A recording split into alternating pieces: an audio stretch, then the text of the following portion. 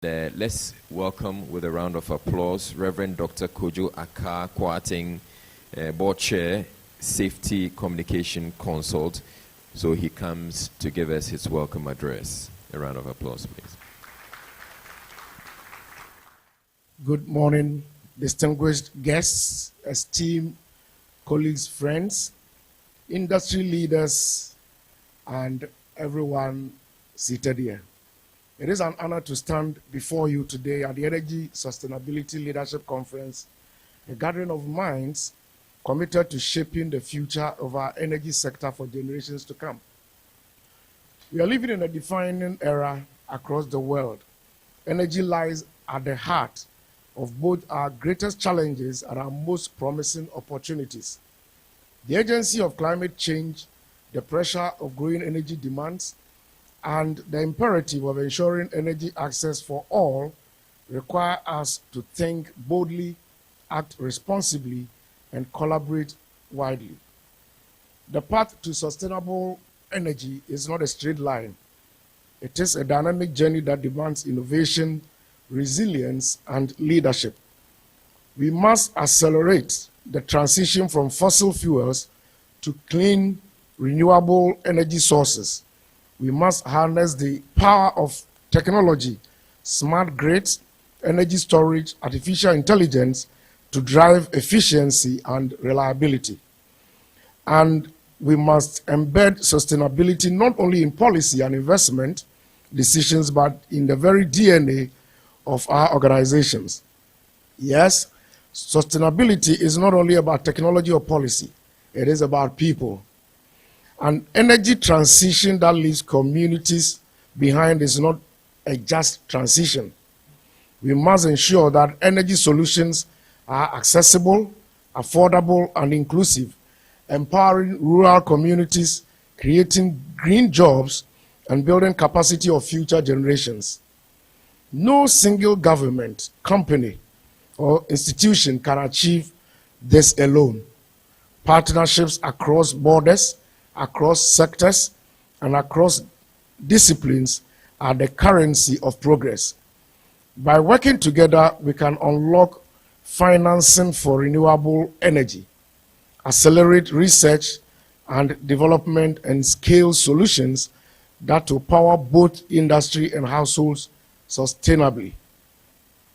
Ladies and gentlemen, the future of energy is not something we inherit, it is something we design. Let us leave this conference not only with ideas, but with commitments, and let us be leaders who drive change, not just managers of the status quo. The choices we make today from this conference will define the world, our children and grandchildren, and their lives tomorrow. Let us choose sustainability, let us choose equity, let us choose bold leadership. Thank you and welcome once again. Thank you very much. Thank you very much, Reverend Dr. Kojo Aka Kwarteng, Board Chair, Safety Communications Consult, for your welcome address. We're going to be having the keynote address, and it's going to be delivered on behalf of the Minister for Energy and Green Transition. He is in the person of Engineer Mahu Said Agbave, Director, Ministry of Energy and Green Transition. A round of applause to him, please. I'm happy to be here and also to be delivering these keynotes on behalf of the Honorable Minister for Energy, Honorable John Abdullah Jinapo.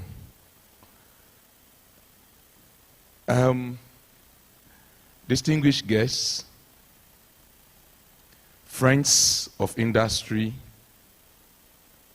friends of the media, ladies and gentlemen, I bring you warm greetings on behalf of the Honorable Minister for Energy and Green Transition, for whom I have the honor of delivering this keynote address.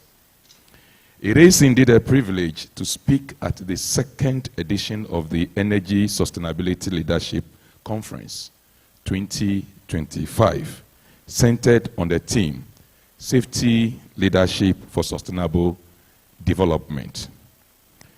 First, I commend the organizers for convening this vital conference, which brings together sector leaders and authorities to deliberate on safety leadership as a cornerstone of sustainable development.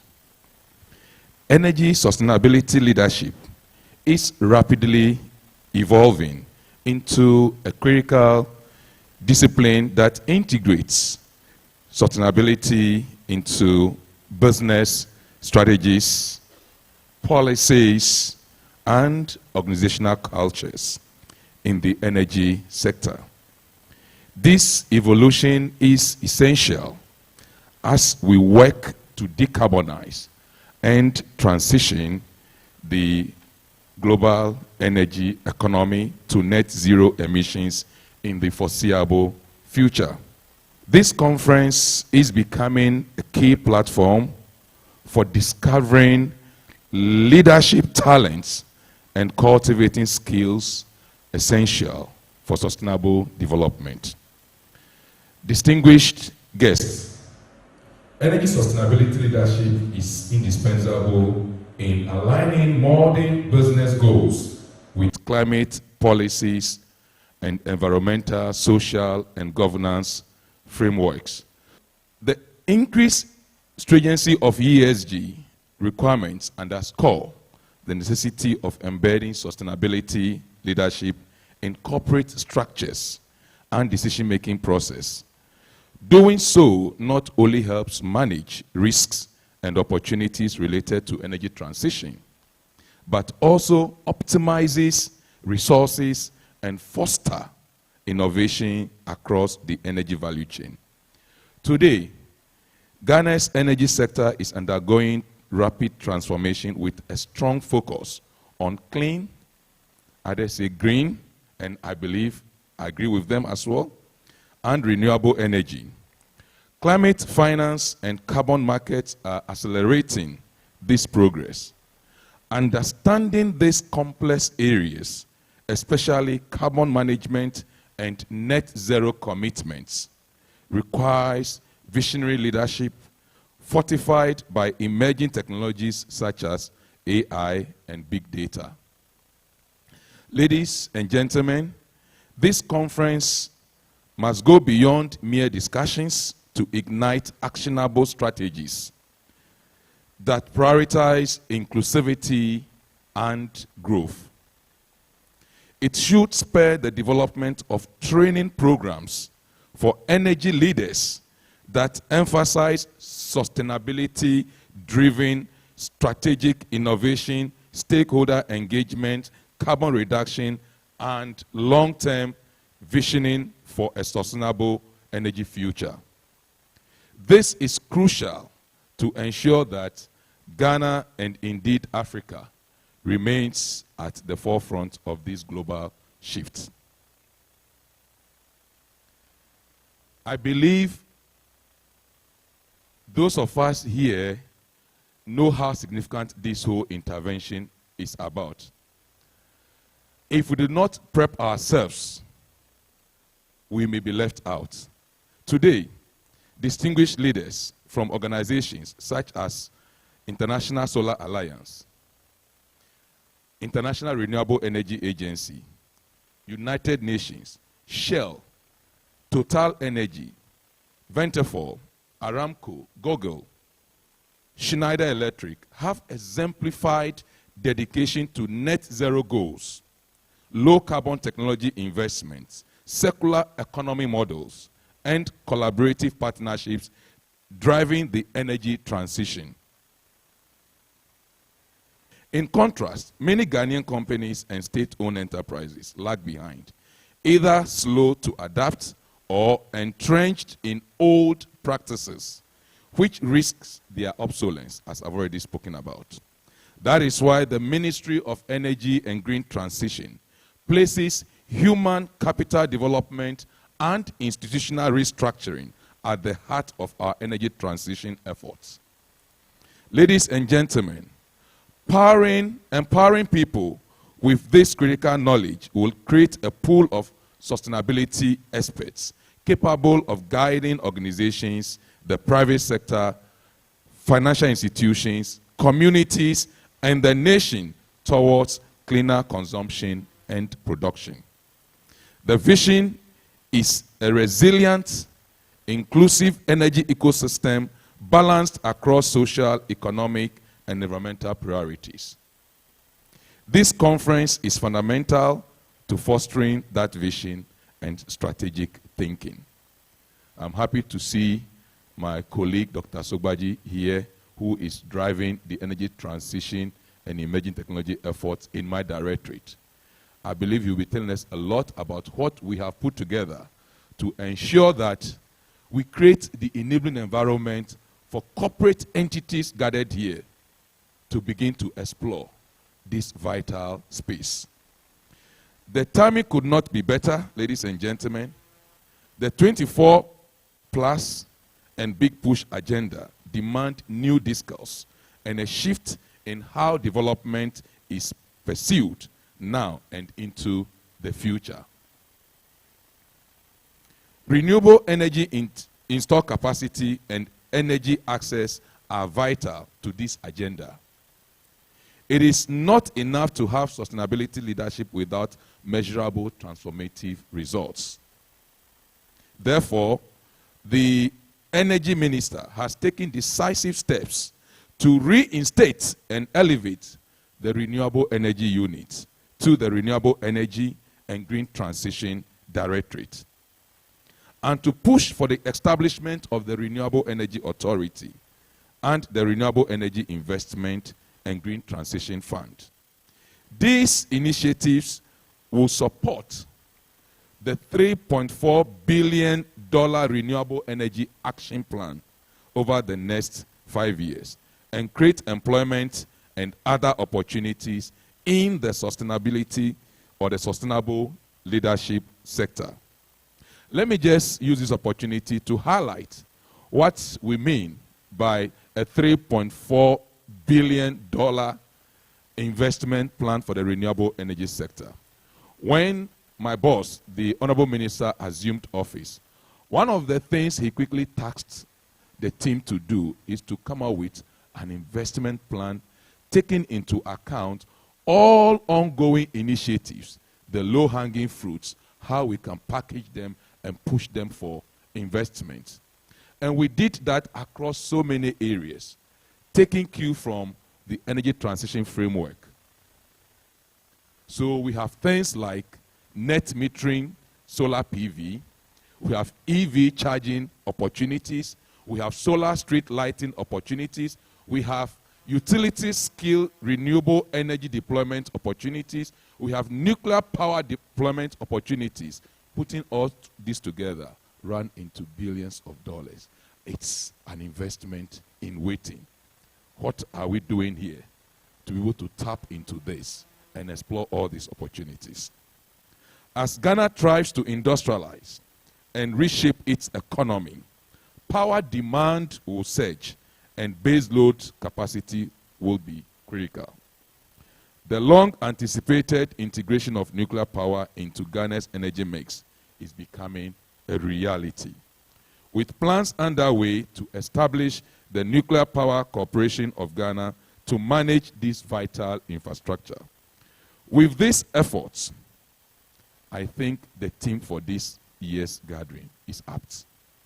Safety leadership for sustainable development must unite researchers, businesses, policymakers, and citizens alike to ensure Ghana's green transition becomes a beacon of safe, inclusive, and sustainable progress for Africa and the world. Thank you, and on behalf of the Minister, I wish you a productive Energy Sustainability Leadership Conference. Thank you.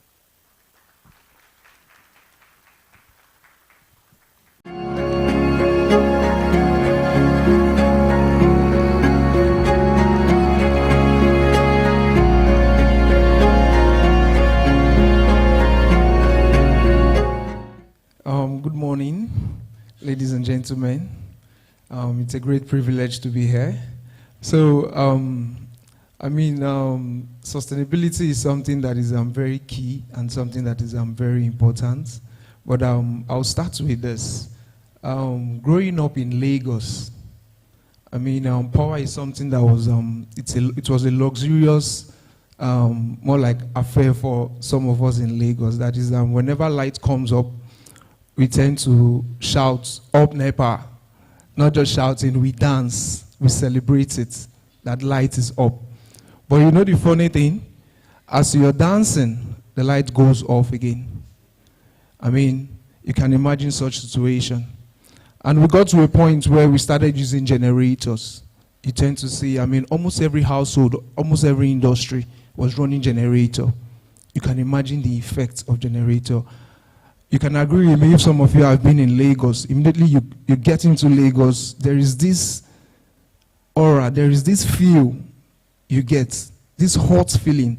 I don't know if anyone has experienced it. It is just one of the consequences of what we face.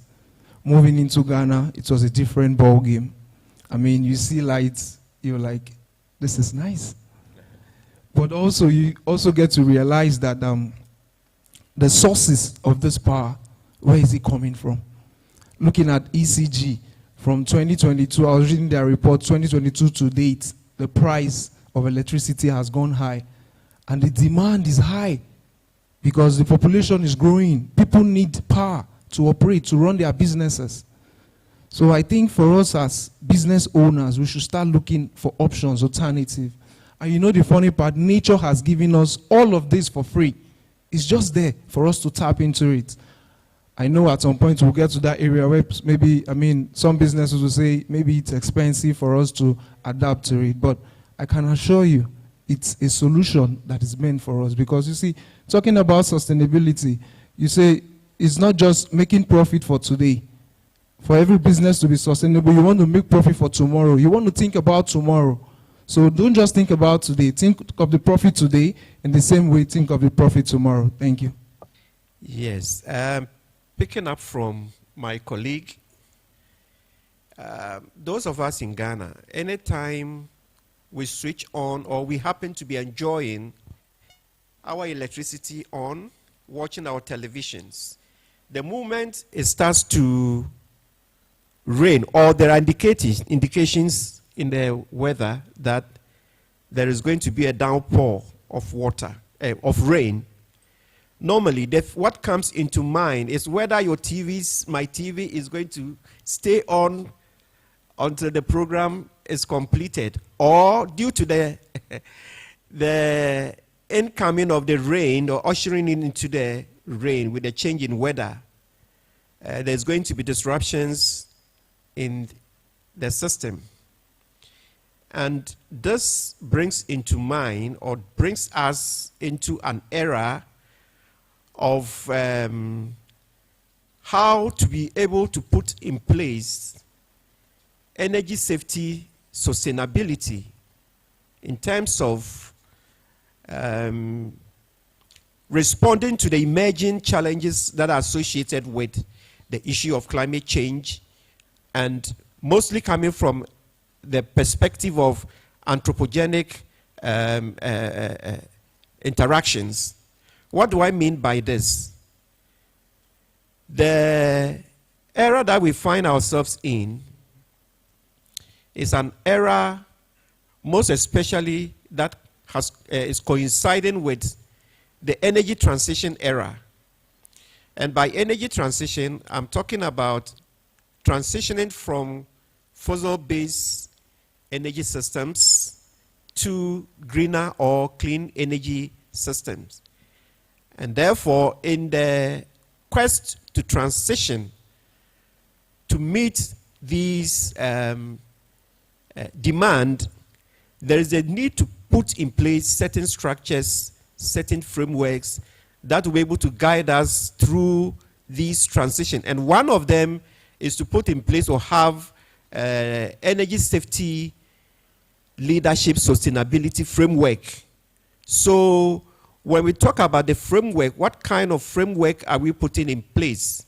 We are looking at a framework that will be able to carry us along so that energy leaders from industry, from policy, from government, from all stakeholders will be able to come together and ensure that we are moving beyond an era where we become reactive to situations when it does happen before we become energy safety conscious, to an era where we can put in measures to detect and even put in place safety valves to be able to handle these challenges when they come into place. So what am I talking about? When we are able to put in place a functional energy safety leadership, it is going to guarantee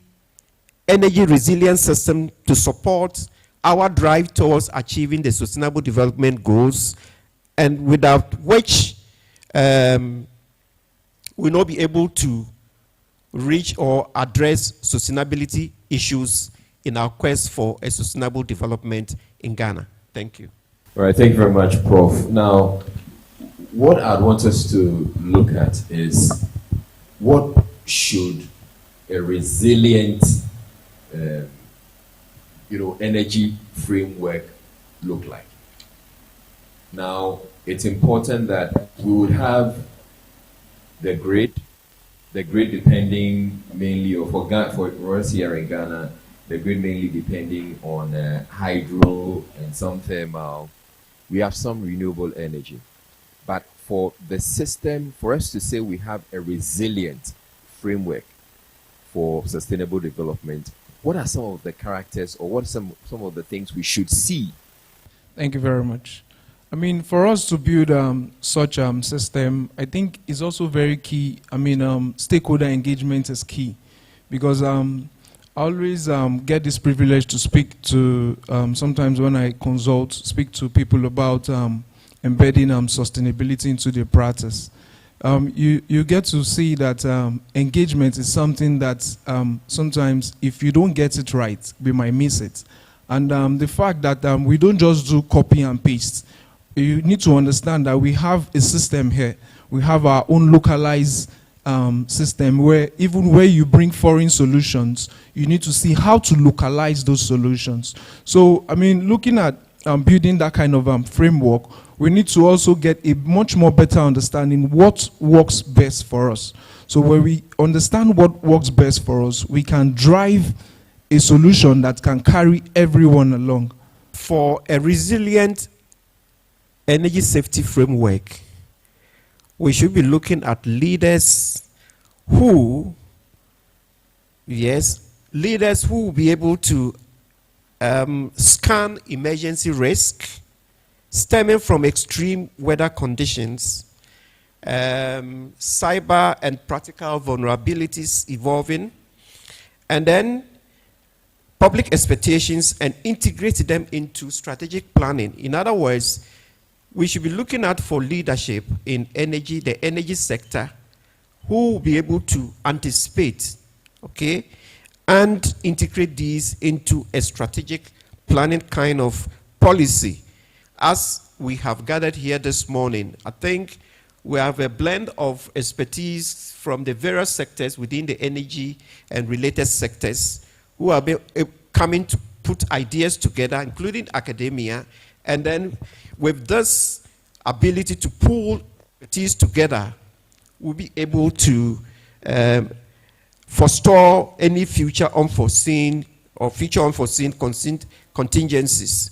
We are looking for energy safety leadership or leaders who will be able to leverage real-time monitoring to detect anomalies and preempt failures within our transformer systems or the pipelines. And we are looking for energy leaders who will engage local communities, marginalized groups in the design and communication of energy-related oil and gas information. And then if we are able to put all these together, I think our build-up towards a resilient to be established. So we've heard what the state is doing. we've had Akosombo running for many years, and Akosombo has been our base load for some time now. We've got it to a point where we're realizing that we need another base load that we can say we're relying on, because the thermal plants can't really be the base load that we're looking for. So that's why we're talking about nuclear. Now, government is doing its bit. And again, when it comes to balancing of the grid, ensuring that there's power coming from one side to balance from the other side, so we're not depending mainly on one side of the grid, so that when there's a collapse, it runs across. So has government done enough, I'd want to ask you, or what else are they supposed to do?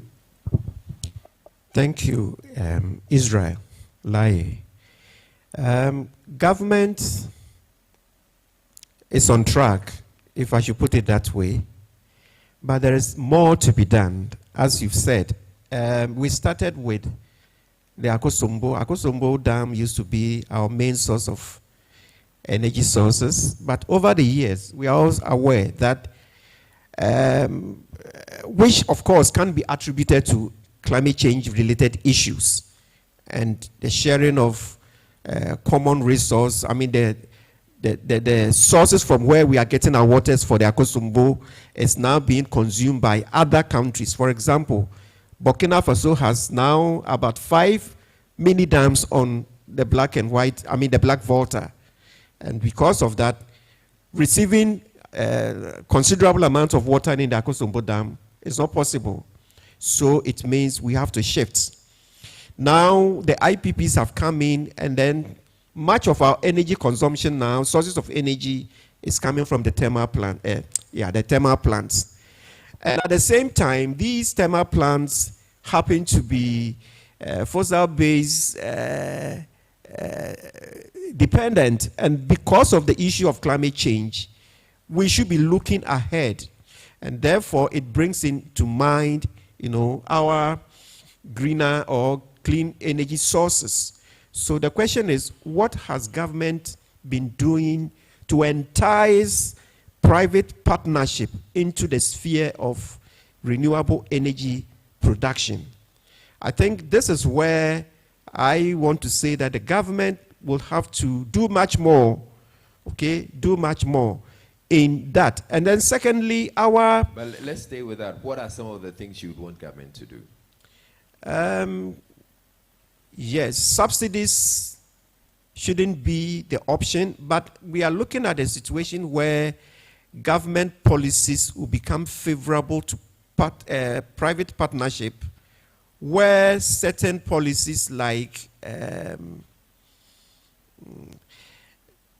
acquiring of land for such projects doesn't become too much of a burden or an issue.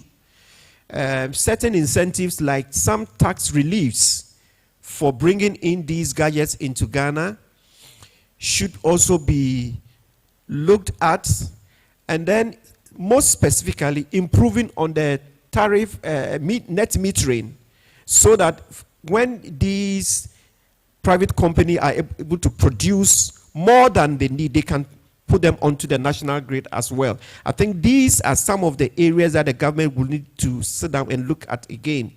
On net metering, I think with what you just said, it gives us an opportunity to give you a bit of information on what we are doing. The net metering program has made significant progress. We have been able to restructure the whole sector, and it's now a private sector centered. What government is doing is that we are providing the net meters that is needed for that transaction between a consumer and the utility. So that aspect has been duly catered for. As we speak, a team is on its way to go and conduct a factory acceptance test for the first batch of solar NMPV meters to be shipped into the country. And that is going to be focusing on existing systems that are waiting to be integrated. and then subsequent ones will also be considered. The goal currently is for us to be able to deploy a minimum of 12,000 net meters, 12,000 net meters in the next 3 years. And we have been able to develop the reckoner. So if you go to the PRC website, you'll find that information there. So as a business, as a private entity, all you have to do is assess your load, how much of that you want to shave with solar or renewable energy. You input it into the reckoner, it already gives you what the economics will look like. It is available on the PRC website. We also want to eliminate the human aspect as much as possible, because that is where the problem is. If you have to come and see Seth or see somebody else, they are not around, it will create a lot of problems for you. So we want it to be a web-based process. You go online, you input your information, the system assesses you automatically, and once you meet the requirement, it okays you, it moves to the various actors, ECG, NEDCO, etc. Engineers are dispatched to visit your site quickly. They look at what you are doing. If it's in sync with the requirement, they also tick it. Then the system automatically links you to a pool of vendors that we are currently working with the Renewable Energy Association of Ghana and the Association of Solar Industry to be able to pull in a lot of vendors who customers can be connected to automatically through the platform, and then you select your own installer to come and do the installation for you. I know that we have duties on solar energy products that come in, like panels and batteries, right? The argument I hear is that the batteries that come in, you can't be sure whether it's going to be solely, or the batteries are multi-purpose. So it could be used for many other things, and again also for solar. So you're not looking, or you're not keen on granting that. But can we find a way around it? I would want to say that the HS code provides for an exemption for batteries as well. The challenge is logistical coordination. A vendor is pulling components from different sources, China, India, etc. If you bring these things in as separate components, it becomes very difficult for you to justify whether or not the battery in particular will be used for renewable energy. And for that matter, custom will use their own discretion, and they would either slap you with a duty or say, okay, it is waived. But the rule says if you're able to bring all of them as a system, then you can enjoy the benefit of that exemption, which is very difficult for the business community, because you are bringing your panel from maybe this place, you are bringing inverter from that place, battery from that place, and it makes it very difficult for them. Going forward, what we want to do is that we would want to have a flip, okay, which would also support our industrialization agenda. So rather than letting vendors go through these difficulties, why don't we prescribe the incentives for local manufacturing, so that businesses that can come into this country, Ghanaians that have what it takes to establish factories, can produce these components or these systems and be given incentives. And then we rather put the tax on the finished product. My question is on the tariffs. Looking at the cost that people incur to install the solar system, it becomes not so much incentivizing to do that. And besides, we are calling it net metering, which implies 1:1. But what we are doing is much of net billing. So I need clarification on that. It is incentivizing enough. Look at the cost of generation from solar. You can't do that straight line analysis. You are using the grid as a storage. Okay? You are using the grid to bank your excess energy, and somebody has to pay for the maintenance of that grid so that at any point in time, T, if you call for that energy, it can be delivered. So it's a service. So you don't expect it to be one-to-one, no. In fact, we have not firmed the contractual arrangement yet. Dr. Santi is here. You have been with PRC all this while. I think we are looking at something around 40-60, 40-60, which is a fair deal. So I am the utility. You give me X kilowatt hour of energy to store for you. If you are coming for it, take 40, and I retain 60. So I can use it to maintain the health of the grid for you at all times. I think this is a fair deal. I want to say a big thank you to our panelists or speakers for the very first plenary session.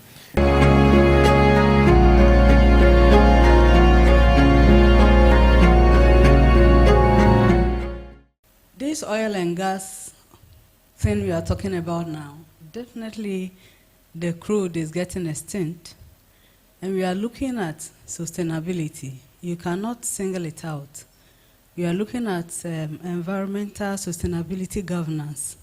We are also looking at safety leadership in this space. And anytime you mention sustainability, it goes hand in hand with safety.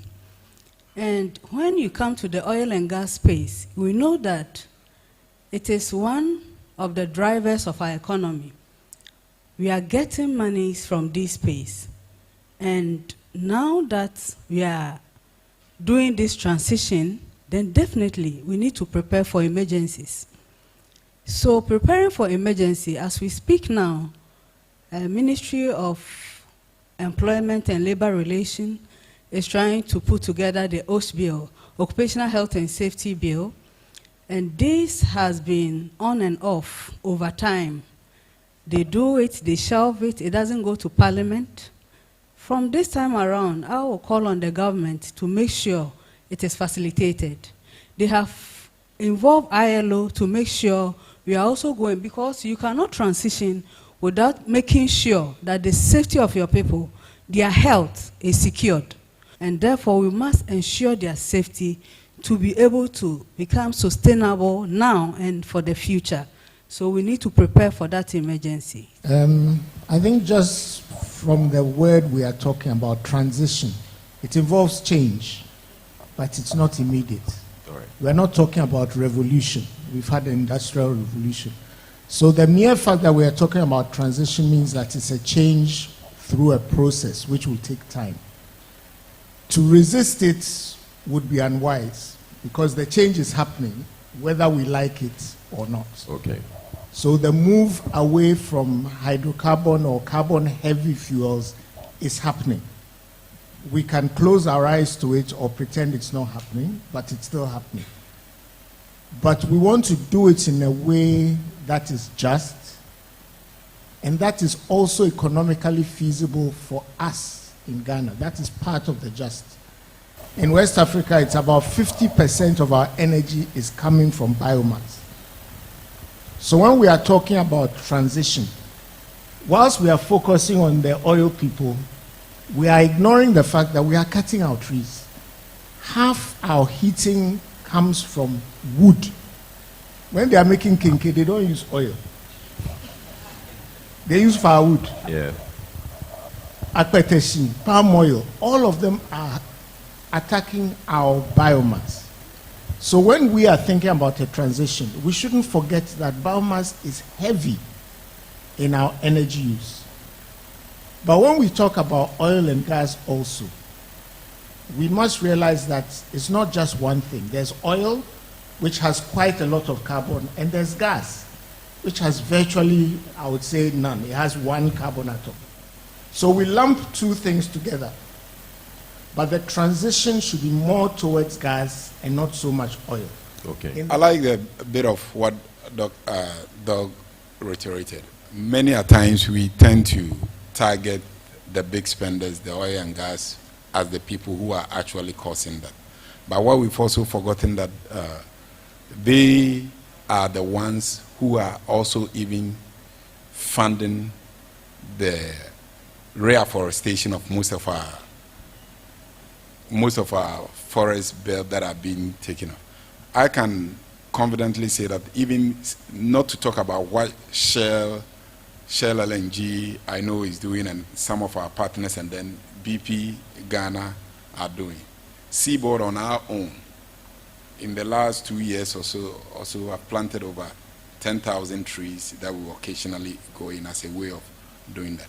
But what we want Ghanaians, or as a policy initiative, should be is, what are the incentives for those who, our carbon market has not necessarily been well established, and this is where we want the new EPA boss, and then the government, especially with the ministries' name being turned into green transition, to formulate policies that will entice the big spenders to spend more, to even cover up for where traditionally our brothers and sisters who cannot even afford gas or any form of energy, but rather dwell on their immediate environment as a means of their energy usage by falling on the trees and others closer to them. And that also builds into the next argument, why as a country we fund and subsidize a dirty fuel like premise, but no subsidy is on LPG. If we really mean well for the transition, then clearly we should be seen as taking the conversation and ensure that we rather should have schemes that seeks to fund that gap. Now, when you take LPG, as at now, LPG is cheaper than charcoal. But people find it, not true.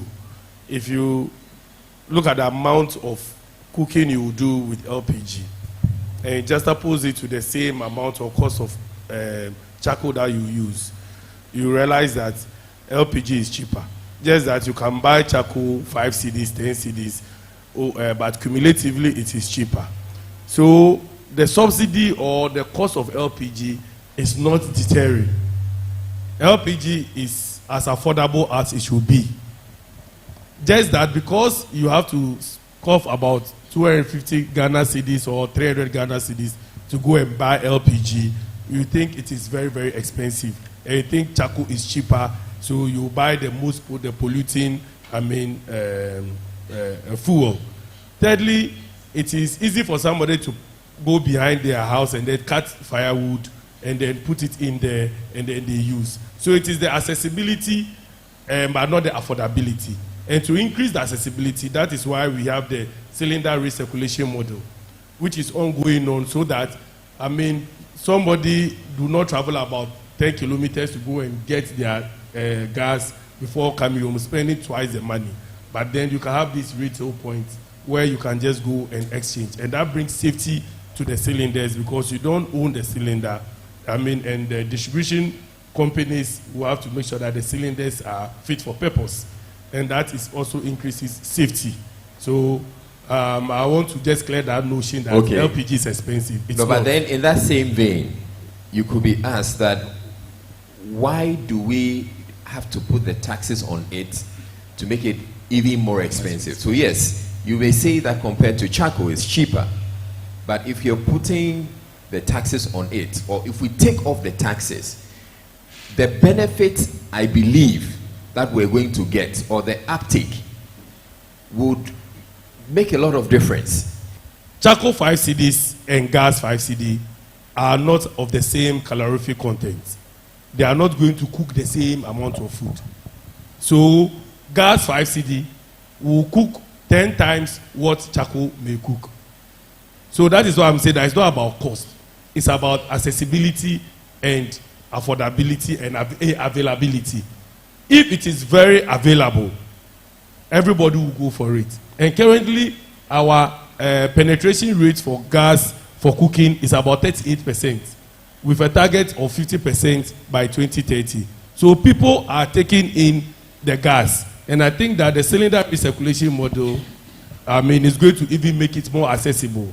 The study has shown that it is not the usage of it, it is how they are going, the money they spend to go to the station, fill it, come back, becomes twice.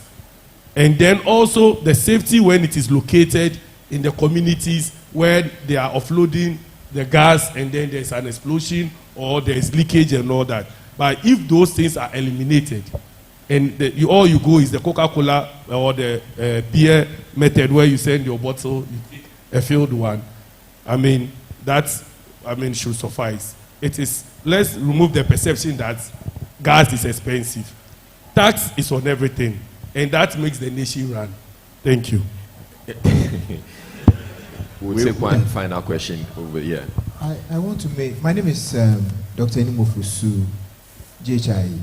Now, Seaboard, I want to ask Dr. Patrick, what are you doing, your institution, to help with the transition from the fossil fuel to the green transition that we are talking about? Is there anything in place to guide us so that at least we can move on that line? Thank you.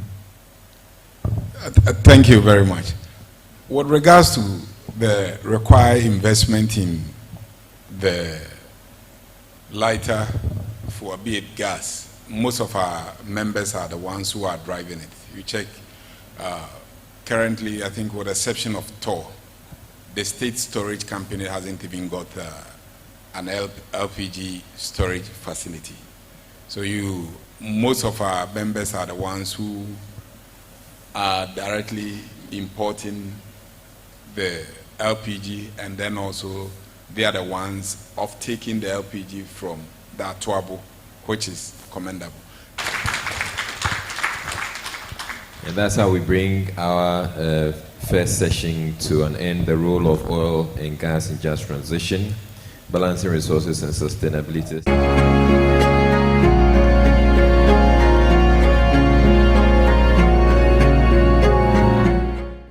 I think I'm yet to see a developed nation which was developed by the government. Private sector plays a key role in the development of nations. However, when there's any new sector, we skew it towards government driving it, and that is very dangerous. So, for instance, he spoke about the mistrust in capital, right? There is a direction for capital flow, and that direction has already been structured. There's regulations around that, there's laws around that. Some of the challenges that happens is that when there are conversations about capital for green energy, it gets thrown into what everybody knows, which is the commercial banking side. So for instance, there has been the SunRef program, this program you talk about with the Apex Bank, etc. All of them go in traditional commercial banking. The unfortunate things about that is that they are all regulated by Bank of Ghana. And no matter how concessionary that funding is, once it's regulated by Bank of Ghana has a threshold for which you can actually deploy those through interest rates. So you can have somebody giving you capital as low as 3%. But so long as it goes to a bank, Bank of Ghana is going to peg you at 8%, right? Making that project not bankable. However, if we look at the nature of clean energy projects, the right type of funding for it is the alternatives, not necessarily traditional commercial banking. Alternatives in itself is slow in nature. It has a long tenor, it is patient, and it is very flexible. So the question then becomes, how do we mitigate the risk within these transactions, which is what you're talking about? Yeah. Everybody is talking about, getting fund, etc., but who is regulating that fund? If there's any alternative fund that is being deployed, SEC, Securities and Exchange Commission, has regulatory oversight over that fund. So once SEC is regulating that fund is a correct fund, investors can trust the fund, and that fund is going to work. So I would say you need to include more private sector. Private sector, as of today, has led decentralized transition. So my question to government is, why are you not making the environment conducive for private sector to be able to develop these projects, get the right financing for these projects, make the project bankable, and create the necessary regulatory environment for implementation to be seamless? Good. Now, every private sector who comes to my office wants tax incentive. Everybody comes in and, okay, I'm bringing this to do this. Why don't we take tax off? But you go to other countries and you pay tax. The next one is the other funding, which has to do with, let's say, a grain funding from, let's say, GCF. Now, you're having a project where you have some funding here, and then GCF will say, oh, I'm bringing counterpart funding. And this project is to provide electricity or renewable for, let's say, an island community of about, let's say, 200 or 300 people. Now, before the funding gets ready, the people would have increased to 500. Because you have to jump through hooks and cross T's and double cross T's and photocopy T's before that money. And now when you review the project and say that, no, this project is not fit for purpose anymore, they said, no, that is what was presented. And that's what you have to stick to. So these are the challenges. Sometimes you think that there is an alternative funding there for you to have access. But before you have access, the project is obsolete.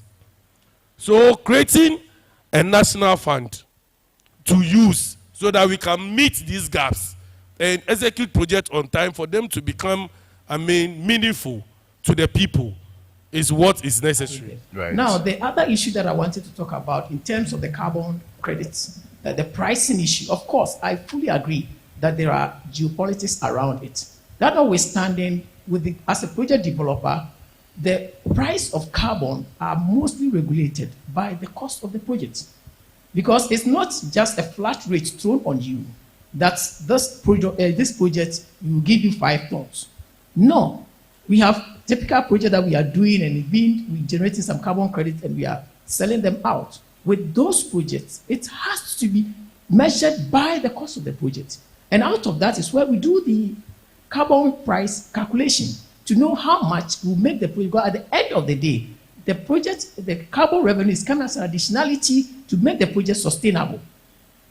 Otherwise, that project wouldn't have been possible. So that is the whole idea. So if you come throwing anything on me that this project, you just take $8 or $12, for us it's not going to make sustainable. It's just like greenwashing. No. And that is where we have the issue of carbon price greenwashing. So that is also an issue that we need to be very mindful as, let's say, third world or developing countries. They come throw any money on us for carbon revenue, which just after a few number of years, the project is no more sustainable. So we need to watch that, which I think is a conversation that we can also have to make sure that we align as a project developer, regulators, and all the people within the sector so that we would ensure we are all in compliance. I think we need to watch the methodology. Sometimes, as Ghanaians, we don't take methodologies like hook and sinker. Look at the back end of the program and see the biases there. What is the cost of planting a tree? Has got to do with the cost of the carbon mitigation or sink.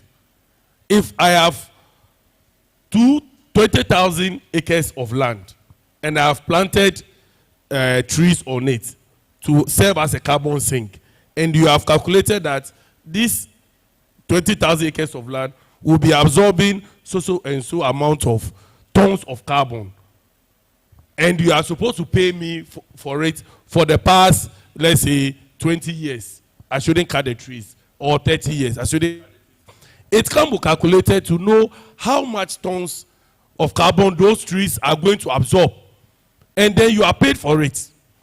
If you are supposed to make that pricing competitive, I tell you, people will stop galamsey and plant trees. In fact, the whole Ghana will become a forest.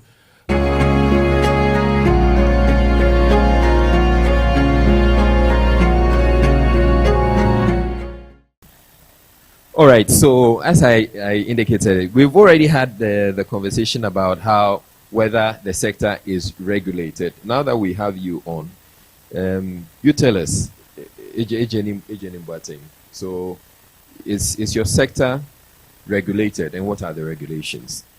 Okay. I think the renewable energy sector is one of the most heavily regulated sectors. Is it? Under the energy, yeah. And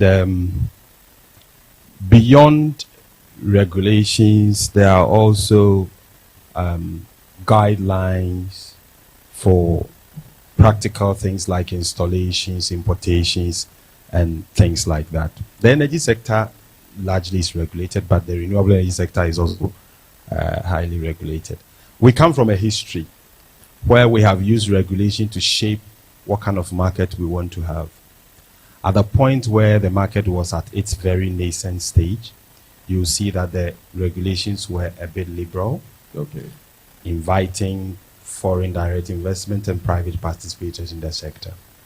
Then we reached a point where I call the tipping point. And this happened when we had finished with our renewable energy law, and then we opened the market and we say that now individual people can take initiative, unsolicited proposals to participate in the public space of what we call the PPAs.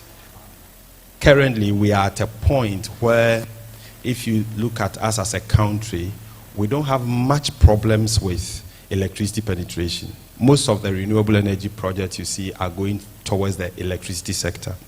Many people find it easy to run through those channels, but if you really, really, really want to do the right thing, then it is such that you should be getting to the architect, getting to the installers, or getting to us to give you an opinion about whoever has made an offer to you for an installation. That we can do for free, technically. We can offer you those information, those advice, because much as we want the penetration of renewable energy systems to be, we don't want it to be with a situation in the past where people were linking solar and renewable energy to solar lanterns which do not work, right? And so just to piggyback on that, like when Chrissy was talking about the fact that it's very heavily regulated, and he mentioned that you bring capacities in and they'll check it, it's just because of some of these things. In the past, solar and, let's say, renewable energy was just looked at as a solar lantern for a certain small community. But now it's really moved where people are using it for the entire operations and things like that. So we have to be that deliberate and intentional about getting it out there.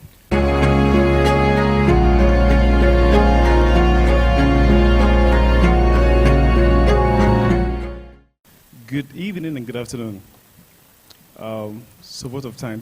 Distinguished guests, ladies and gentlemen, on behalf of the organizing committee, I extend our sincere gratitude to all who contributed to the success of the Energy Sustainability Leadership Conference 2025.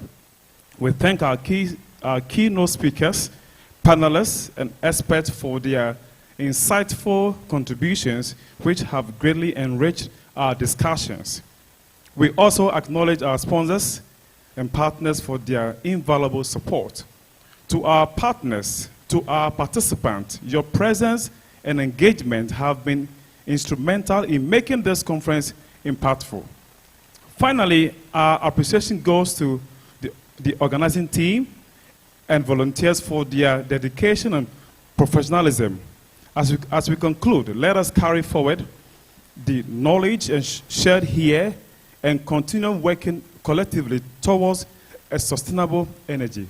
So we want to call out all the sponsors. So we have GridCo, we have We Power, we have Ghana Gas, we have Energy Commission, we have ECG, and we have Ghana Link. Thank you and God bless you.